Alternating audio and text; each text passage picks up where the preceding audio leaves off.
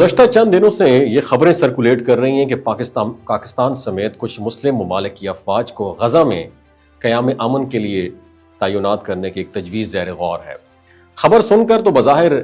یہ ہے کہ یہ امن مشن لگتا ہے، لیکن اگر ہم ذرا گہرائی میں دیکھیں تو معاملہ اتنا سادہ نہیں ہے، کیونکہ جب بات غزہ کی آتی ہے تو یہ صرف ایک سرزمین نہیں بلکہ امت مسلمہ کے دل کا وہ گوشہ ہے جہاں ہر گولی، ہر آہ اور ہر آنسو پوری دنیا کے مسلمانوں کو دل کو چیر کے رکھ دیتا ہے۔ ایسے میں اگر کسی اسلامی ملک کی فوج وہاں بھیجی جائے تو سوال یہ نہیں کہ فوج جائے یا نہ جائے، بلکہ یہ ہے کہ کس مقصد کے لیے جائے۔ پاکستان کے ڈیپٹی وزیر اعظم اور وزیر خارجہ نے ایک بیان میں یہ واضح کیا کہ اس معاملے پر ابھی کوئی حتمی فیصلہ نہیں ہوا۔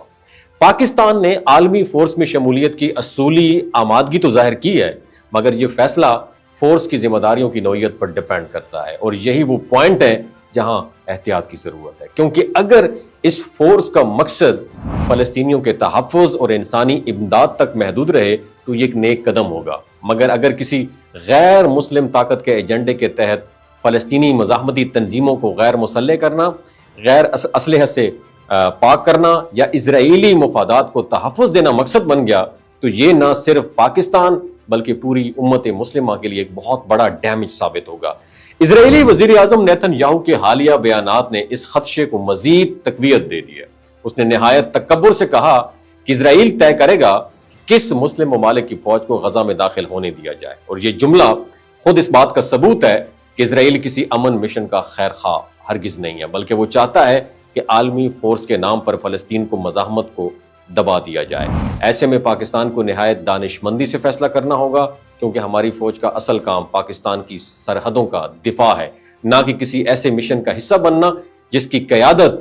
مغربی طاقتیں کریں۔ میں دوبارہ دہرا دیتا ہوں، نہ کہ کسی ایسے مشن کا حصہ بننا جس کی قیادت مغربی طاقتیں کریں اور جس کا مقصد فلسطینیوں کی آزادی کو محدود کرنا ہو۔ ہمیں یاد رکھنا چاہیے کہ پاکستانی عوام کے دل فلسطین کے ساتھ دھڑکتے ہیں۔ اگر آج کسی عام پاکستانی سے پوچھا جائے کہ پاکستانی فوج کو غزہ کیوں بھیجنا چاہیے تو وہ یہی کہے گا کہ فلسطینیوں کے تحفظ کے لیے، بیت المقدس کی آزادی کے لیے،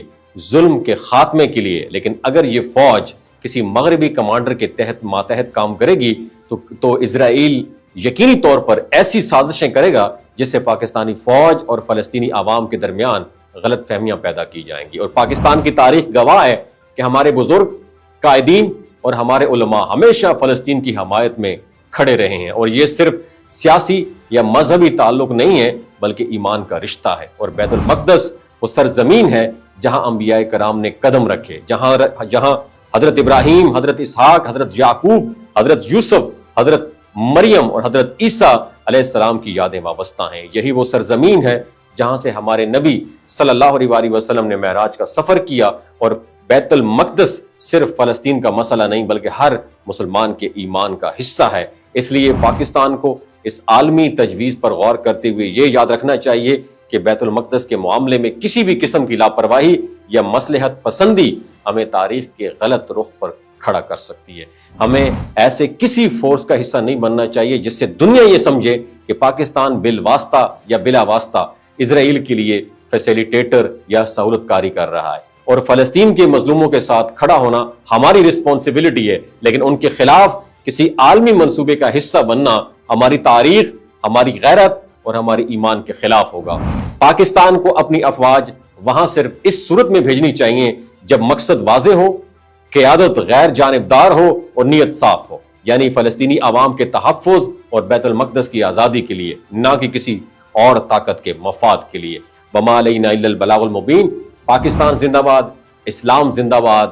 پاک فوج زندہ باد۔